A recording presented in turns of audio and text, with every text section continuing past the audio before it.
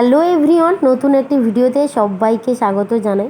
তো এই ভিডিওটা অনেক দিন আগে আমার করা। তোমরা যারা আমার ভিডিও দেখো বা পোস্ট দেখো তারা কিন্তু অবশ্যই জানো।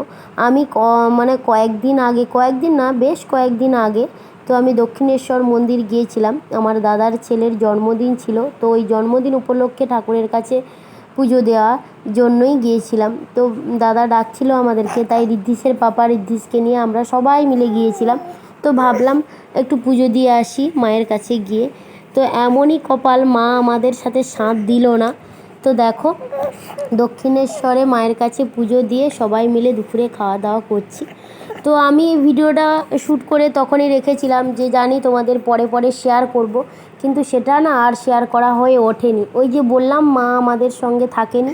তো ওইখান থেকে পুজো দিয়ে আসার কয়েকদিনের পরই, মানে 2-3 দিন পরই ঋদ্ধিসের প্রচণ্ড পরিমাণ জ্বর, আর সেই জ্বর নিয়ে কিন্তু হসপিটালে ভর্তি হয়েছিলাম, যার কারণে তোমাদের সঙ্গে তো আর রেগুলার ভিডিও বা পোস্ট শেয়ার করতে পারিনি, তোমরা জানো।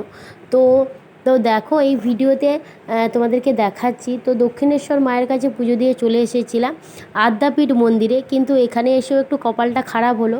বাইরের চারপাশটা ঘুরলাম বা বাইরের যে ঠাকুর রয়েছে সবই দেখলাম, কিন্তু যেটা মেন মন্দির সেইটা কিন্তু দেখতে পারলাম না। সেটা কিন্তু সন্ধ্যা 7:30টায় খুলবে, তো সেই জন্য কিন্তু আর সেদিন আর দেখা হয়ে ওঠেনি।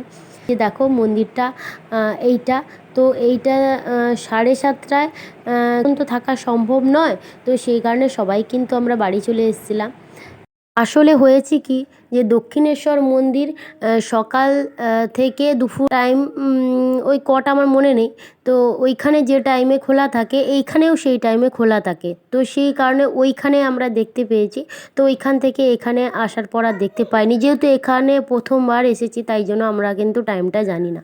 তো যাই হোক, এই যে মন্দিরটা সামনে থেকে দেখলাম কিন্তু মায়ের দর্শন পেলাম না, এতে মনটা ভীষণই খারাপ হচ্ছিল। তো আর এখনও অবধি দেখতেই তো পাচ্ছ যে, মানে বুঝতেই পারছো আমার গলার আওয়াজটা এখনও অবধি ঠিক হয়নি। ওই 15-16 দিন 18 দিন হয়ে গেছে এরকম আমার গলার ভয়েস এখনও ঠিক হচ্ছে না। তো যাই হোক, প্রচণ্ড পরিমাণে ঠান্ডা লেগে গেছে। তো ঋদ্ধিস এখন ভালো আছে, এমনি সুস্থ আছে। আর তো চলো, এখানে সবাই মিলে একটু বসছিলাম, তারপরে বাড়ি চলে গেছিলাম, যেহেতু 7:30 অনেকটাই দেরি হয়ে যাবে সেই কারণে। তো আজকের ভিডিওটা আর বেশি বড় করছি না, এখানেই শেষ করছি। কেমন লাগলো অবশ্যই জানিও। নেক্সট ভিডিওতে তোমাদের সঙ্গে দেখা হবে। সবাই ভালো থাকো, সুস্থ থাকো, আর অবশ্যই আমাকে একটু সাপোর্ট আর ভালোবাসা দাও, যাতে আমি তোমাদের সাপোর্ট আর ভালোবাসা পেলে এগিয়ে যেতে পারি। তো চলো, সবাইকে টাটা। নামো নিচে, উপর থেকে নামো, নামো, পড়ে যাবে, নামো নামো নামো।